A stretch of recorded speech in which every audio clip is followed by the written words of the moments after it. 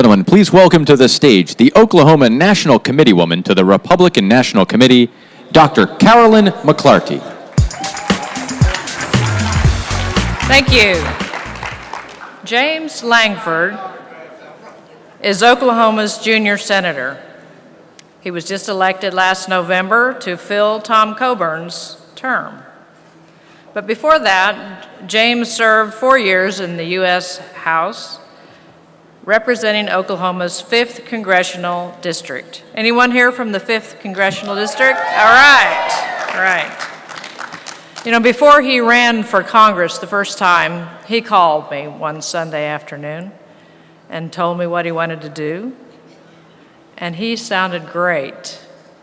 Great not just in the substance of what he wanted to do, but his voice. Anybody with a voice like his should be able to get elected to Congress. And James is a Baptist minister.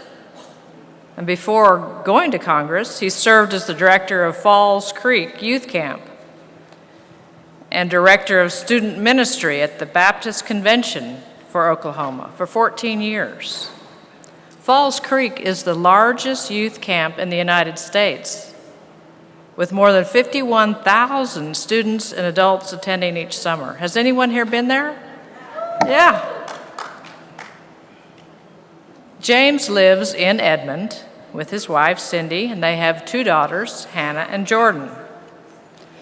Now, James has made a transition here from the Congress, from the House to the Senate, and it's taken 5 months to get out of the basement of the Dirksen building into a new office. And his new office is 316 Hart Senate Office Building. 316. Baptist minister, there's a ring to that. I just wonder if that's a coincidence. We'll have to ask him. James is committed to protecting our freedoms. He's committed to addressing our national debt, restoring a responsible federal budget, and eliminating excessive federal regulations. He has a new project. It's called Cut Red Tape Initiative, and I think he's going to tell us about that. He believes in empowering families and private businesses to create jobs, protect our values, and provide the best solutions to grow our economy. Please welcome our serious, sincere Senator James Lankford.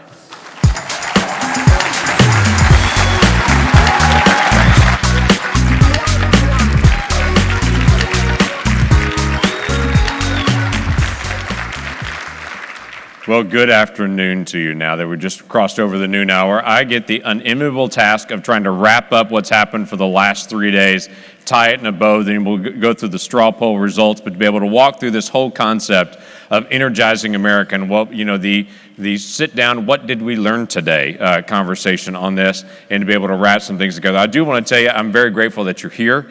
That you have stayed engaged. I've talked to several folks in the hallway that have said this has been an absolutely terrific past several days. I have not been able to be a part of this in the U.S. Senate. We had votes that ended last night at 1:30 in the morning last night. I got back to where I stay there about 2 and then took the 5:30 flight out this morning out of D.C. And so if I fall asleep during my speech, just let me lie, would you? I'll catch up in a little bit, just slip out quietly from there. So, but I'm grateful to be here. How many of you are not from Oklahoma that are here? That's terrific. Welcome to the heartland of America.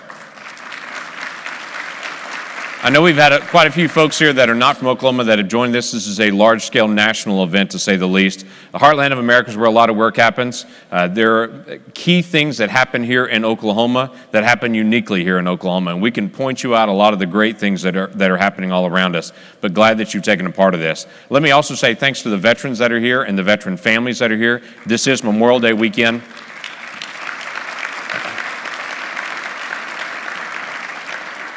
And we remember well.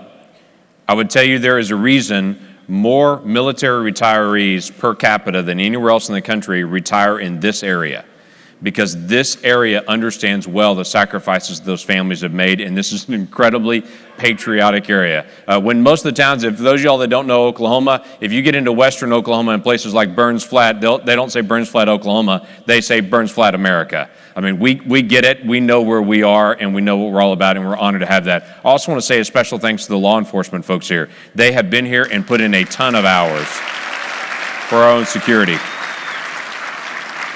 So, very, very grateful for their engagement on this. So I'm going to try to wrap up some of the things that have happened here with this Energizing America and just kind of set a couple of ideas here. Because when we talk about Energizing America, the basic question is, what energizes America? How does it actually happen?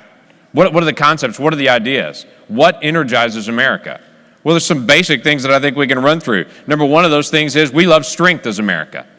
We move from a position of strength, and quite frankly, it drives us crazy when our national leaders stand in weakness rather than in strength, because as Americans, we want to stand strong.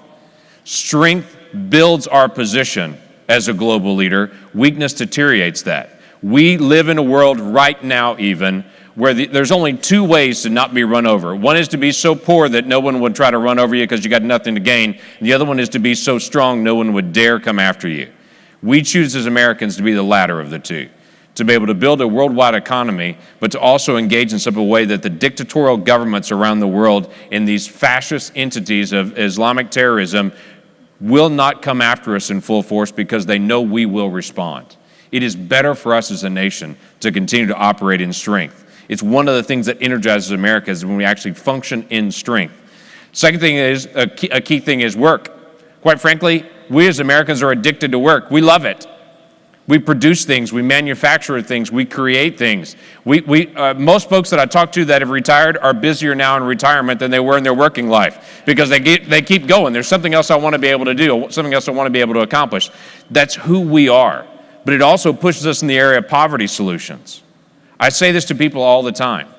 We as conservatives had solutions to poverty, and we cannot shrink back from finding and pushing the solutions into inner city, into rural America to say, how can we help bring prosperity into those areas, into those families and individuals, because it's who we are. Conservative solutions work among every race, every community, every city, every municipality, and every place that we go. And it should be a part of our conversation that we're not only just building up other conservatives, we're building a nation that loves to work and succeeds in that. I visited with a student who's actually working on his master's degree at Langston University here in Oklahoma. He grew up homeless, literally living out of his car with his family. He is the first in his family to graduate from high school, and he's currently working on his master's degree at Langston University. Incredibly sharp young man. As we were talking back and forth and visiting, the two of us sitting down together, he smiled at me and he said, before you came in to visit, I did some research on you. I wanted to know more about you. And I said, okay. And he said, I read some of the things you do when you talk about poverty. And you're right on the mark. Keep doing that. His statement was, if you give me $1, I promise I'll learn to live on that dollar, and I'll have no chance of ever succeeding. But you're pushing people to succeed and to not write people off that they don't have a way out when we do. We are Americans. It's what energizes America when we see success and opportunity. What energizes America actually is trade. We've talked a lot about trade, and I understand there's a lot of opinions about trade, but I'll tell you, in our Declaration of Independence, one of the grievances we had with King George is that King George would not allow us to do international trade. Americans have been worldwide traders since before we were Americans. Of the 20 nations right now where we have a trade agreement, just in the manufacturing sector alone, in the 20 nations where we have trade agreements, we are $55 billion in the black. When we get a fair trading field, when we get a fair spot to be able to do trade, we win. The American worker wins, the American product wins, our innovations win. We've got to knock down some of these tariff barriers in other countries because when we do, we win on those in the days ahead, and it continues to push us. You want to talk about what energizes America? How about freedom and local control? I have folks all the time in Washington, D.C. that ask me, what do Oklahomans want from the federal government? I love to smile at them and say, to be left alone. That's what we want more than anything else. We as Oklahomans are not anti-government. We're not. We're not anti-government. We just think that government has a territory and they should stay in their territory. There's a certain spot that they should function in, and in that spot they should do a good job.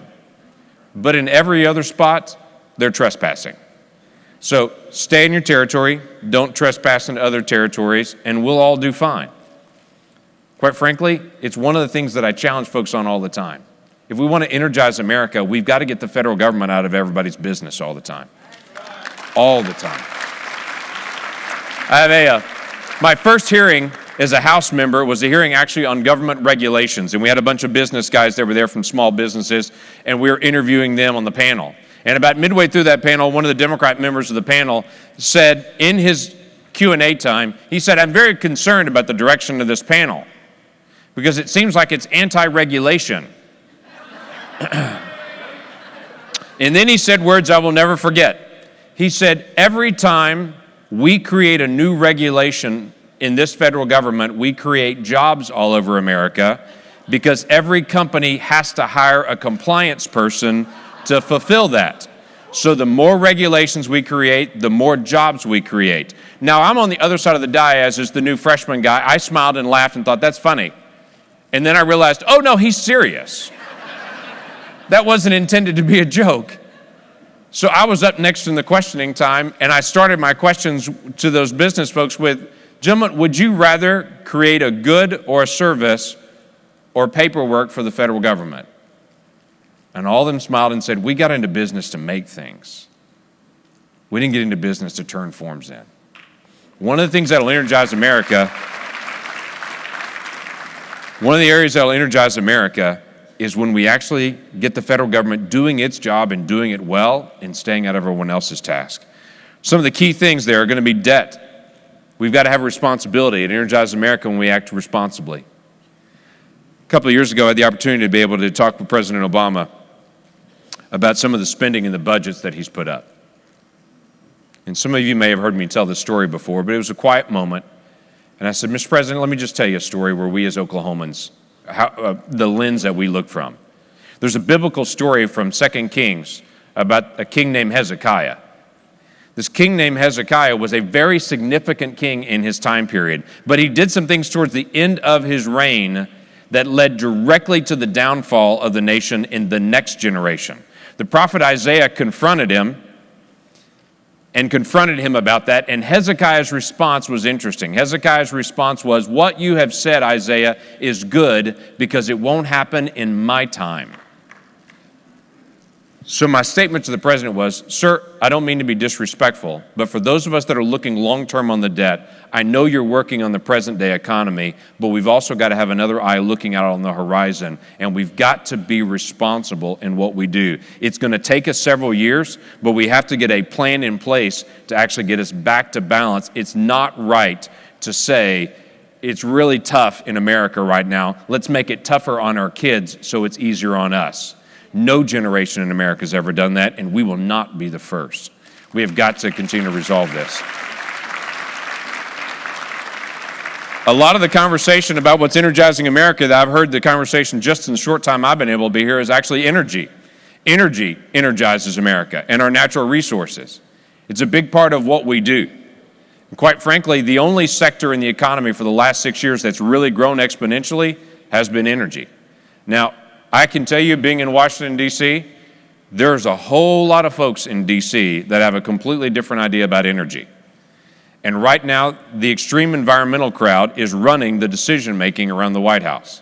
They are convinced in the days ahead that all of our cars will run on pinwheels on the hood ornament and that that's coming any day. And I continue to smile at them and say, that would be great, but it doesn't exist. In the current time period, we still run on oil. We still run on natural gas. We still run on coal. We still need energy in America. And the more regulations they add to all of those fuel sources, the more it drives the cost up of the cost of living for our food, our transportation, especially for retired folks and for people on limited income. It hits them the hardest. So the simple decision has to be made. What are we going to do about energy in America? We've lost 100,000 jobs nationwide in the last year in energy jobs because of the drop in oil prices. So there's some straightforward solutions to this that we can put in place. Number one is admit that the fuel sources that we have now will be the fuel sources we'll use at least for the next couple of decades. There's not another magic bullet for energy sitting out there that's imminent. President Carter said in 1979, don't you love it when we give Carter quotes in a conservative event? It's always a good sign, isn't it? Every conservative has their favorite Reagan quote. I have my favorite Carter quotes as well. President Carter made a statement in 1979. He said, by the year 2000, 20% of America's energy will be produced by solar power. President Carter also refused to allow natural gas power plants to be built because he said we were running out of natural gas, and he forced all the power companies to only build coal plants or nuclear plants. Now think about that. All those energy companies that wanted to use to produce electricity, natural gas, were prohibited by the government and told to do coal instead. Now this administration is telling them, no, you can't do coal. You've got to switch to natural gas or some other mystery fuel that they're still looking for.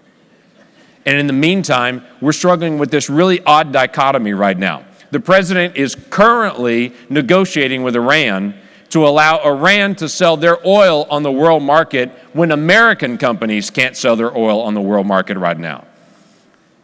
That can't be any stranger to me than that. With 100,000 jobs that are down right now, and with the prices where they are, there's a basic geopolitical position to say it's good to be able to sell our oil worldwide geopolitically, but it's also powerful to be able to do that for jobs here in America. We can do this. We have moved from a scarcity mindset to plenty, and it's amazing to me the differences that can be done with that. But those are some of the whats. Quite frankly, family, the biggest thing that energizes America is not a what, it's a who. It's us.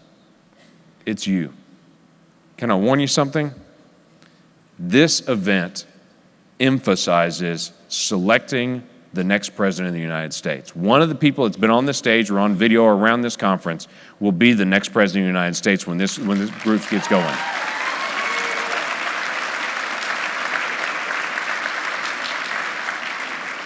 This event gives you the opportunity to be able to see that up close and personal and find out more about those individuals and determine which direction you want to go in your pursuit for who's going to be the next president. But we cannot fall into the liberal mindset that we can elect a president and they energize America. We are the country.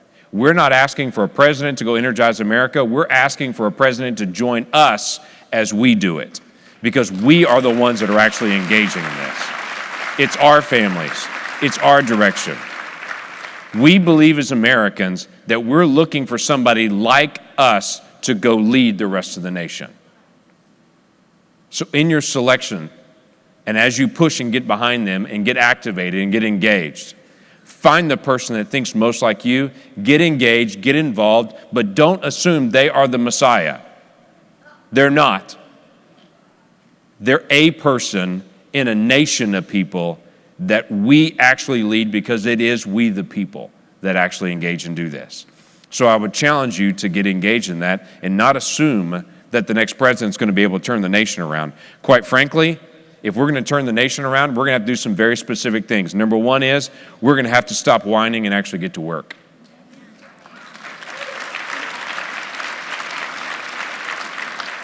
I cannot tell you how sick I get of hearing people whine about how America's going down the drain while they're sitting on their couch doing nothing. This is a group that's engaged. I tell folks all the time, as you're griping about this, why don't you get up and engage? Because America is not built around a single leader or a group of leaders. America's built around our families and around our communities. And we're at our best when all of us engage. When we get up and get to work, we energize America, because it's not a what, it's a who on this. I challenge folks all the time, if you're going to energize America, if you have a faith, live it, because that makes a huge difference in how we actually function as a country. Our Constitution is very specific. It's not the freedom of worship. It's not the freedom to have a religion. It's not the freedom to believe something. It's the freedom for the free exercise of religion. That means you get to either have a faith and then also practice your faith. You're not limited to saying you can have a faith, but you've got to have a faith over there. You can carry it with you anywhere because, quite frankly, I tell people of faith, and not everyone in America is, welcome to America. If you have a faith, live it. If you don't have to be in America. But I tell folks, if you have a faith and you only do it on weekends, that's not a faith, that's a hobby. Hobbies are things you only do on weekends. Your faith impacts every part of your life. Choose to live that out. That makes a difference. People of faith are stepping back. Don't step back. Lean in.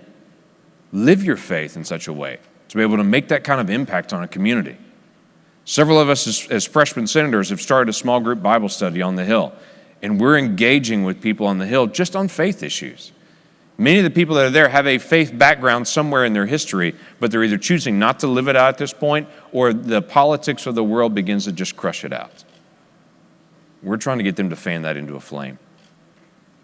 If you're going to live that out,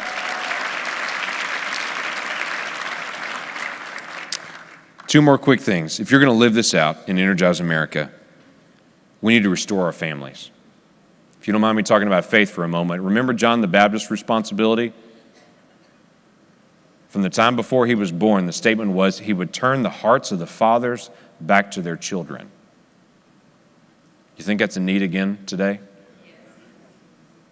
Ladies and gentlemen, one of the best things that we can do for our nation, to energize our nation, is to turn the hearts of fathers back to their kids. Many of you have walked in marriage for a long time. There are folks that are brand new couples behind you by 20, 30, 40 years that could certainly use your mentoring. They could use your insight. They could use your wisdom in the days ahead. If you will mentor some young families, you'll make an incredible difference in our nation in the days ahead as we actually engage. And I understand that's not politics, but it is what will turn a nation around. Because I can assure you, if we want limited government, and those of us that are conservatives do, government grows as families collapse. And the more the family collapse, the more the government grows, trying to fill in the gaps for broken families. We keep trying to push down government and saying government's getting too big. You know how you fix it? Help families. As families begin to grow, there's less need for government in those areas. We can't just fight on one side. We have to engage on the other as well. One of the key things that can energize our nation is to actually energize our families and engage that in a unique way. And let me say one last thing. We as conservatives have got to set the tone. I promise you, as we come across as the angry ones, we'll lose every time. We're not the angry ones, we're right. Why don't we say it with a smile?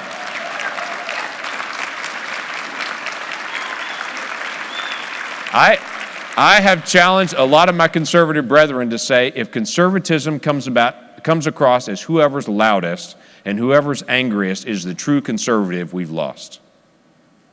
Because conservatism is not about who's loudest and angriest. It's about a set of ideas that works in every race, in every community, in every place. We should lead, even with our tone, to engage with people maybe you would never consider engaging with, to bring a set of ideas they had never considered before, but to be able to step before people and say, what's right? What'll actually turn this around? To ask the if-then question. If this occurs, then what happens next? And to be able to help lead a nation that desperately wants families like yours and individuals like you to step in and challenge them to say, this can be different. In Washington, D.C. last week, I walked past a t-shirt shop that had one of the Hope shirts in it. I wanted to walk in and say, is that on sale or is that a collector's item now? Because it's probably one of the two. Because the nation had this great hope in 2008 that has really not worked out very well for the nation at all. So now a lot of people are looking around and saying, that philosophy did not work. What will?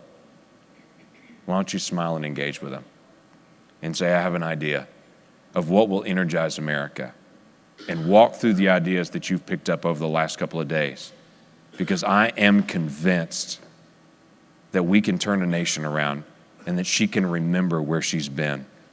I come back to Psalm 46, 1 and 2, and it's a long story with my family on that. But it says, God is our refuge and strength, an ever-present help in times of trouble. Therefore, I will not fear. Let's not go out angry. Let's go out determined. We're going to energize America, and we're going to turn her back around from the grassroots up. God bless y'all.